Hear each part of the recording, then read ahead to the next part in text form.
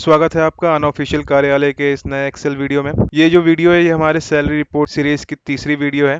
आज हम सीखेंगे कि हम कैसे एक फुल्ली ऑटोमेटेड तरीके से इनकम टैक्स कैलकुलेट कर सकते हैं किसी भी सैलरी एम्प्लॉयड का एक्सेल में। तो शुरू करने से पहले अगर आपने इस चैनल को सब्सक्राइब ना किया हो तो मैं चाहूंगा कि आप इस चैनल को सब्सक्राइब करें। हम ऐसे ही रिपोर्टिंग की वीडियोस हर हफ्ते अपलोड करते हैं। तो चलिए शुरू करते हैं। तो शुरू करने से पहले ये दो बेसिक टर्म्स हैं जो मैं चाहता हूं कि हमें एक कॉमन अंडरस्टैंडिंग हो आगे बढ़ने से पहले। तो जो पहला टर्म है वो डिडक्शन है। डिडक्शंस वो होते हैं जो हमारी टोटल इनकम होती है उसमें से हम माइनस करते हैं और फिर हम टोटल टैक्सेबल इनकम पर अराइव करते हैं। तो ये डिडक्शन हमें सिर्फ ओल्ड रिजिम के अंडर ही अवेलेबल है। न्यू रिजिम के अंडर हमें कोई भी डिडक्शन अवेलेबल नहीं है एक स्टैंडर्ड डिडक्शन के अलावा। स्टैंडर्ड डिडक्शन जो है वो एक 50,000 का स्टैंडर्ड डिडक्शन है जो कि हमें दोनों ही रिजिम्स में मिल जाता है।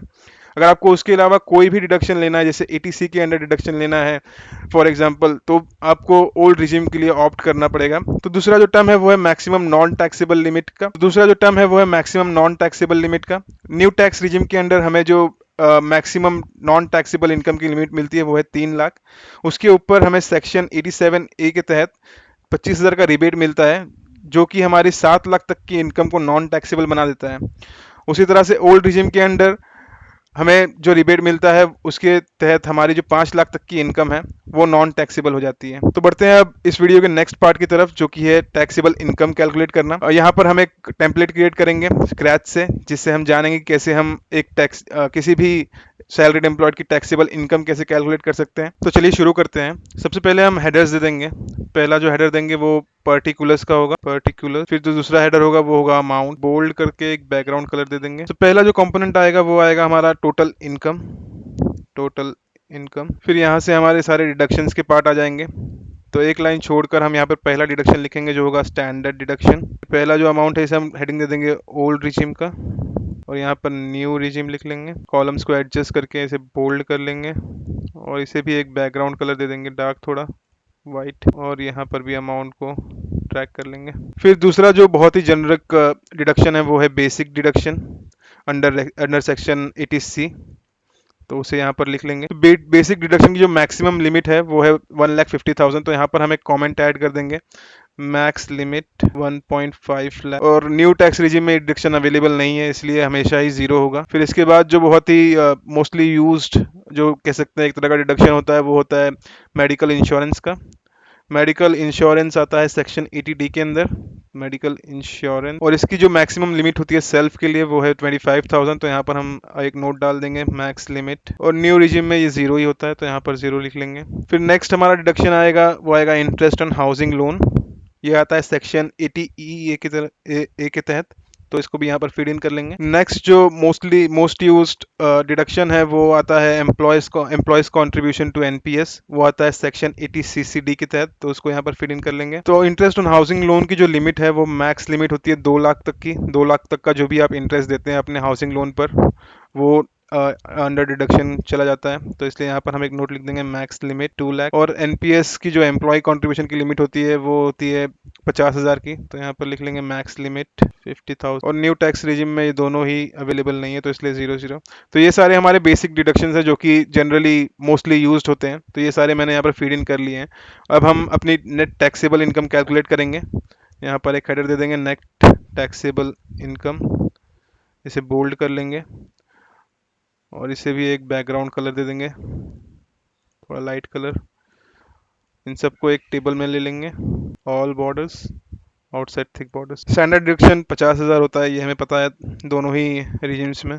तो इसे फीड इन कर लेंगे दोनों जगह पर। तो अब मान लीजिए कि किसी एक व्यक्ति की जो इनकम है वो है 16 लाख रुपए पर एनम। तो यहाँ पर हम फीड इन कर लेते हैं। दोनों ही टैक्स रिजिम में हम कैलकुलेट करेंगे कि इसके ऊपर हमें कितना हमारी जो नेट टैक्सेबल इनकम होगी वो क्या होगी और उस टैक्सेबल इनकम के ऊपर हमें टैक्स कितना देना पड़ेगा।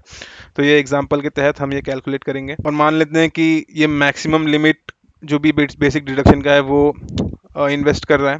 तो बेसिक डिडक्शन में मैं आपको बताता हूँ क्या क्या कंपोनेंट्स आते हैं। बेसिक डिडक्शन में जो बहुत ही नॉर्मली यूज़ करते हैं लोग वो होता है एक तो लाइफ इंश्योरेंस होता है जो भी आपके एलआईसी की पॉलिसीज होती हैं या फिर कोई भी अलग कंपनी से जहाँ से आपने लाइफ इंश्योरेंस लिया हुआ है वो यहाँ पर इस डिडक्शन में आता है।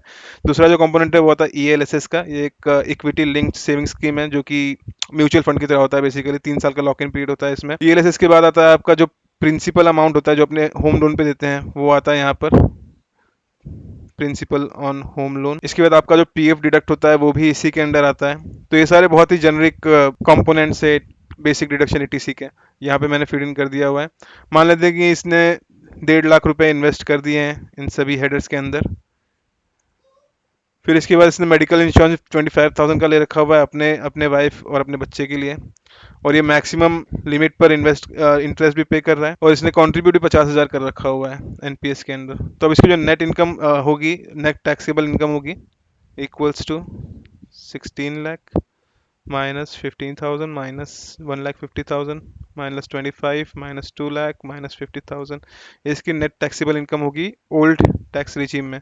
अब न्यू टैक्स रिजीम में इसी तरह से 16 lakh minus only standard deduction है, तो इसलिए 15.5 लाख इसकी न्यू टैक्स रिजीम के अंडर। तो यहाँ पर हमने नेट टैक्सेबल इनकम कैलकुलेट कर ली हुई है दोनों ही रिजीम्स के अंडर।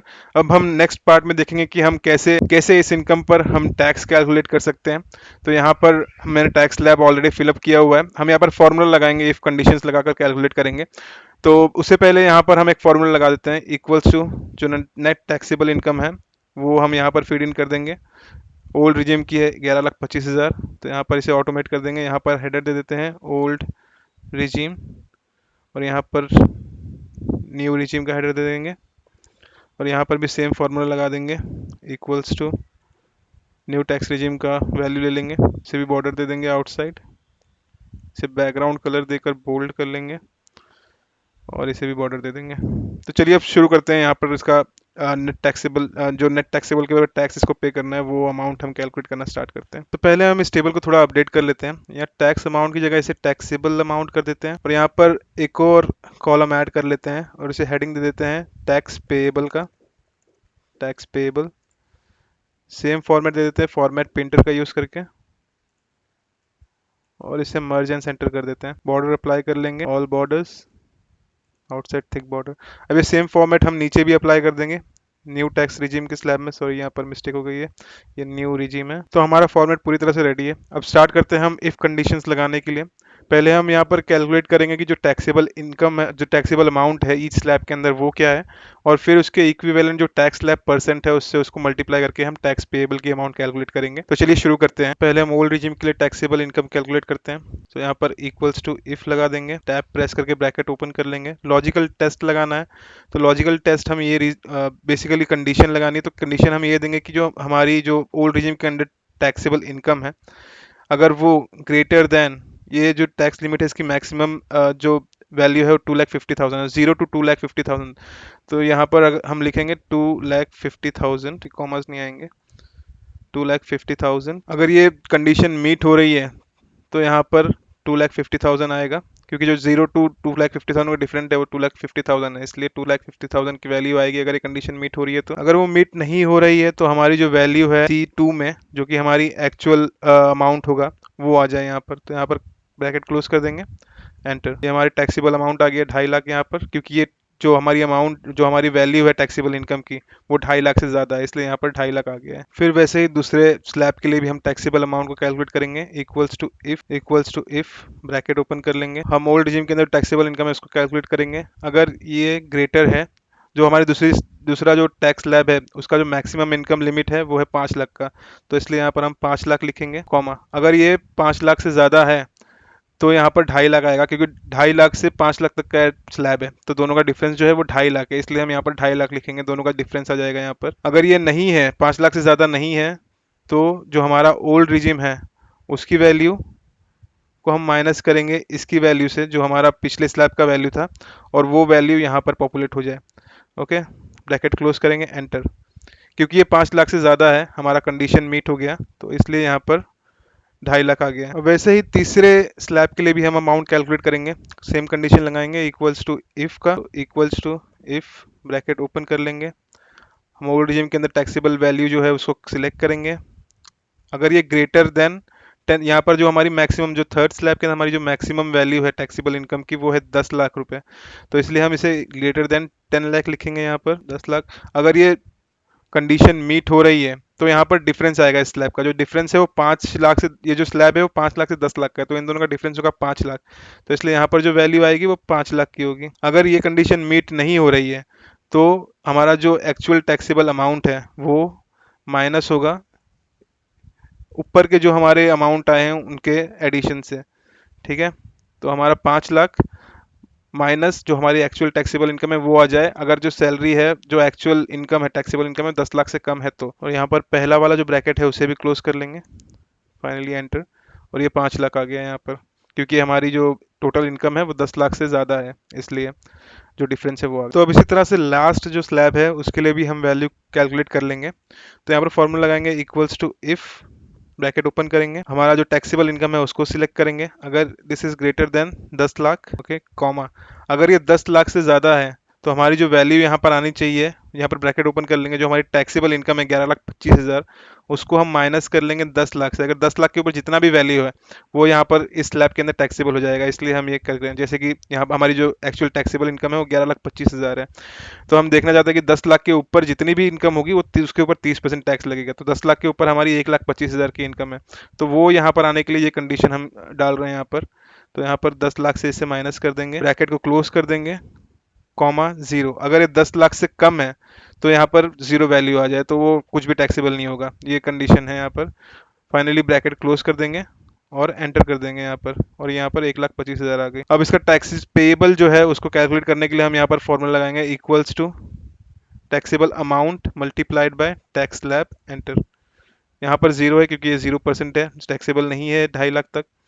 और हम यहाँ से ये कॉलम को सिलेक्ट करके कंट्रोल डी प्रेस कर देंगे और ये आ गई हमारी टोटल टैक्सेबल इनकम यहाँ पर। तो यहाँ पर हम सम का फॉर्मूला लगा देंगे इक्वल्स टू सम। तो हमें जो हमारी इनकम है ओल्ड रिजिम के अंडर 11,25,000, उसके ऊपर हमें 1.5 लाख रुपए टैक्स देने होंगे। अब मैं इस वीडियो को और ज़्यादा लंबा नहीं करना चाहता, इसीलिए मैं आपसे रिक्वेस्ट करूंगा कि आप न्यू टैक्स रिजीम का इसी तरह से सेम कंडीशंस के इस्तेमाल से खुद कैलकुलेट करें। मैं इस एक्सेल शीट को इस वीडियो के डिस्क्रिप्शन बॉक्स में डाल दूंगा, आप वहां से डाउनलोड करके आप इस पे प्ले अराउंड कर सकते हैं और यहाँ पर फॉर्मूला अप्लाई करके खुद प्रैक्टिस कर सकते हैं। अगर आपको कोई भी डाउट हो या क्वेरी हो प्लीज़ एक कमेंट जरूर ड्रॉप करें, मैं उस पर रिप्लाई करूंगा और आपकी मदद करने की कोशिश करूंगा। अगर आपको ये वीडियो अच्छा लगा हो तो इस वीडियो को लाइक करें और इस चैनल को सब्सक्राइब करना ना भूलें। हम ऐसे ही काफ़ी सारे रिपोर्टिंग की वीडियोस अपलोड करते रहते हैं इस चैनल पे। अगर आपने हमारी पहले की वीडियोस नहीं देखी है तो आप ऊपर दिए गए आई बटन पर क्लिक करके पहले की सारी वीडियोस देख सकते हैं। आज के लिए बस इतना ही, मिलते हैं नेक्स्ट वीडियो में। Thank you.